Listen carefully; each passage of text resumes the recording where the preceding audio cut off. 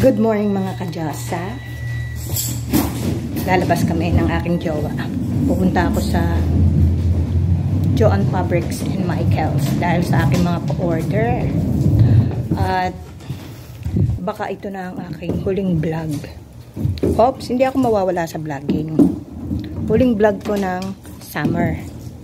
Yes, kasi palamig na naman. Alam nyo naman ako, takot ako sa lamig. Magtatago na naman ako. Huling vlog sa summer. Yes, maigi na yung maliwanag. Let's go!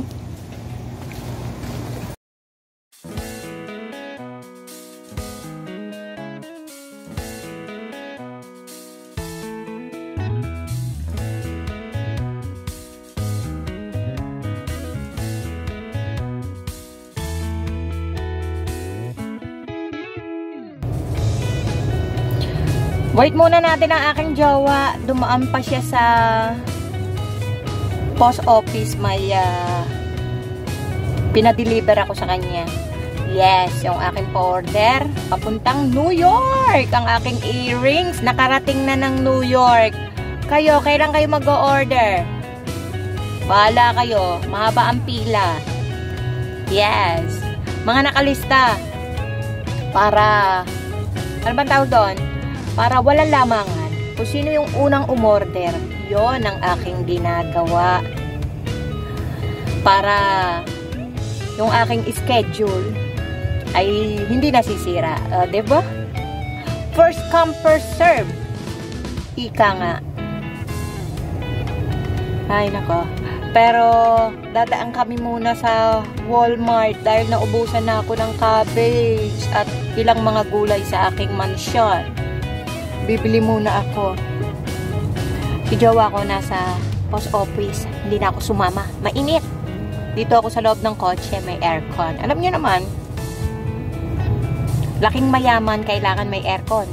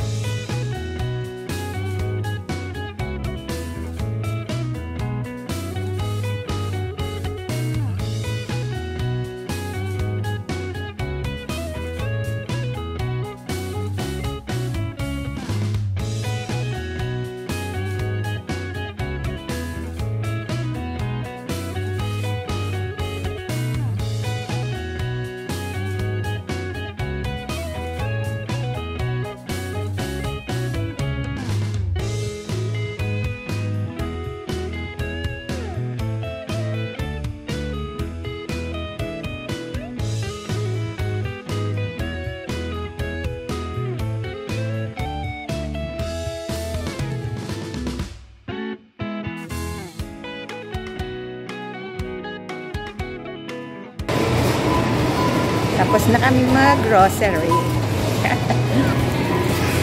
Makabili ako ng damit. We're here in Joann Fabrics. Ayun o. Ayan ang kasama ko. Nauna pa sa akin, di ba?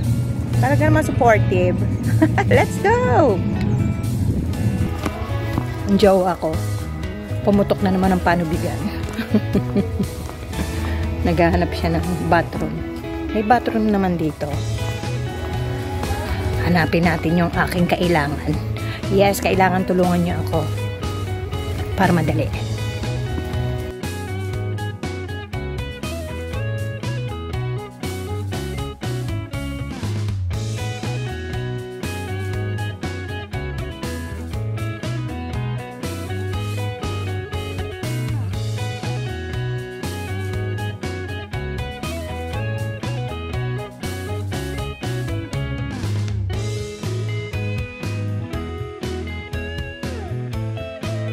Naiinis na ako mga kadyosa.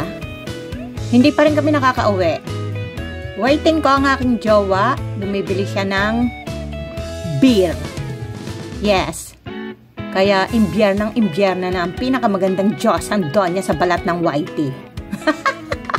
Imbyerna pero panay ang posing. O, diba? Pa-cute lang ang peg. O, music. Ayun, may nakatingin sa akin. Ay, wala akong pake. Bahala siya sa life niya. Ay, nako, ang buhay nga naman. Ay, ayan na yung magaling na lalaki. Oh, may ngiti sa labi. At pagkagaling namin ng bilihan ng beer, dumaan kami ng CVS. Dahil yung aming medication ay hindi pa namin napipick up sa dami ng aming dinaanan.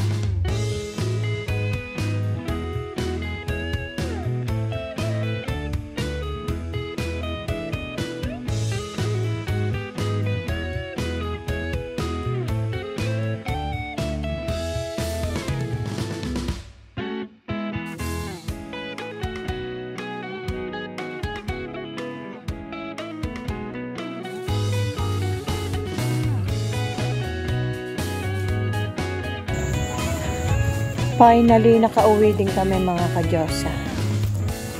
Ay nako. Nag-walking na muna ako kasi kinuha ko yung aming maid.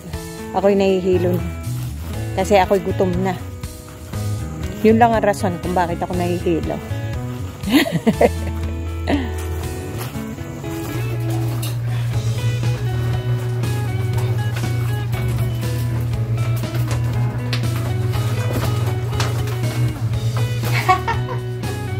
O, diba? Grocery na naman.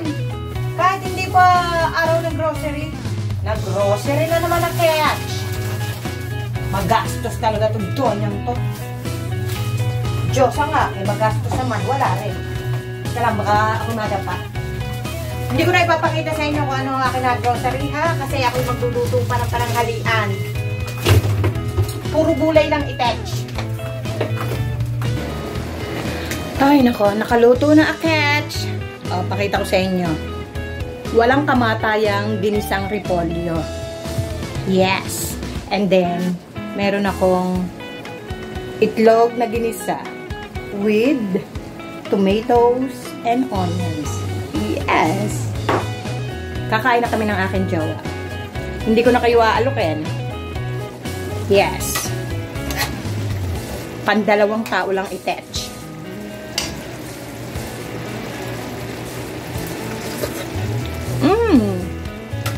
Harap. Gutom na ako. Ipapakita ko sa inyo mamaya yung nabili ko sa Walmart. Yes! O yun, luto na yung para sa aking jowa.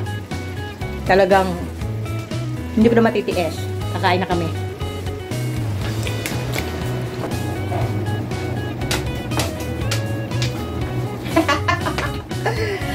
Ay, nako. Patatapos ko lang magugas ng pinggan. Yes! Alas 3 na. Pagkatapos namin lumapang, nanood pa kami ng movie. At syempre, gutom na naman! Ganun talaga, pagkatapos ng television, ako yung gugutom. Pero meron akong mango from Mexico. Ang laki yun. Yan yung nabili ko sa Walmart. Malalaki ngayon ang mangga. Yes! At syempre, titibagin ko muna yung kalahati.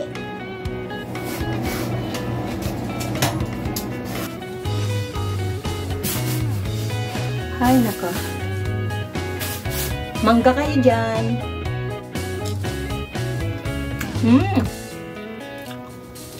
Berde na nga ang kinuha ko para ako hindi hinog. Kasi nga mataas to sa asukal. Pero kalahati lang naman. Masarap ng lasa, kombinasyon ng matamis at maasim.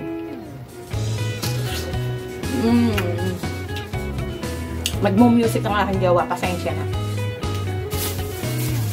Ito ang nabili ko sa Joann Fabrics. Yeah, sa Michaels, wala akong nabili.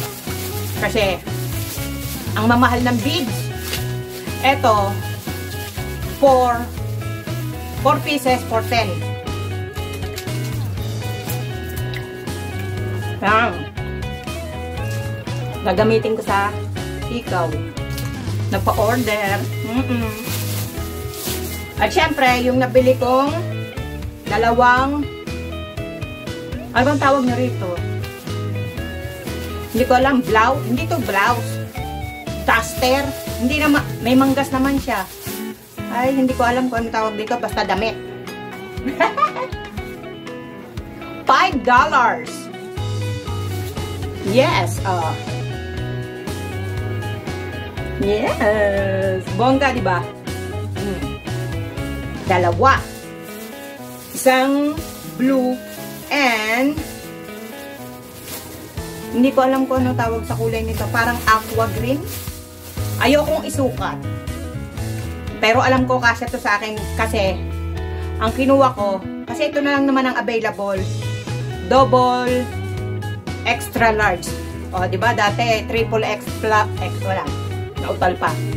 Dati ang kinukuha ko triple extra large kasi yun talaga ang aking size. Pero this time, ang available na size ay double extra. Talaga nautal. Extra large. Kinuha ko na kasi Asian size. Malaki sukat pero maliit siya. Oh. Ready na for autumn. Yes. Ay, sasabihin ko sa inyo kung ba't ayaw ko isukat. Kasi once na nagkakanda utal-utal ako. Isang beses, sinukat ko yung bagong bili na damit galing online. Nangate yung batok ko. Alam nyo ako, kahit pagka negra-negra ko, sensitive ang aking skin. Kaya hindi ko susukat. Lalaban ko muna bago ko siya isukat.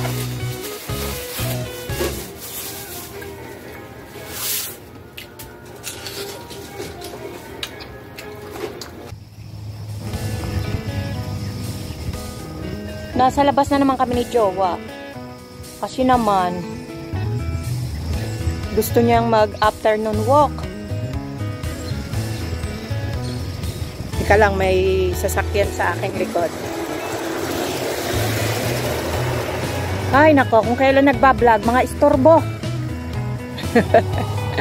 Gusto niyang mag-afternoon walk. Eh kaso, makulimlim. Ay, hindi pa rin pumayag na umuwi. Punta na lang daw kami sa store, sa ShopRite. Okay. Ako sana ay gagawa na ng earrings kasi 2 weeks na akong hindi gumagawa kasi nung magbakasyon kami sa Ohio, nawaya tuloy. Eka lang, nawala yung aking adrenaline sa paggawa. Yung mga order ko, buti na lang, marami akong stock na earrings na nagawa. Kaya, pag may order, pinapakita ko yung mga gawa ko na. Salamat naman at nabibili. Ay, nako. Kita nyo, kaya ayokong nagbabakasyon. Yung aking business ay napapabayaan ko. Kaya, malapit na. Sabi ko nga sa inyo, ay ka lang, nakakadautal ako. Malapit na naman ang autumn dito. Kaya sinasamantala na ni Jowa ang paglabas. Idinadawit pa ako. Nakakainis siya ever. At yaman na at pupunta kami sa ShopRite. Bibili ako ng chicken feet. Yes. Sasamantalahin ko rin siya. Dito na kami Jowa. Oh. Ayan siya. Oh. Diba? Ang bilis niyang nakapagpalit ng damit. Yes. Pagkasabi niyang punta na lang ng grocery, umuwi. Nagpalit ng damit. Talagang ayaw niya talagang umuwi. Gusto niya talagang maglabo. Damay-damay talaga.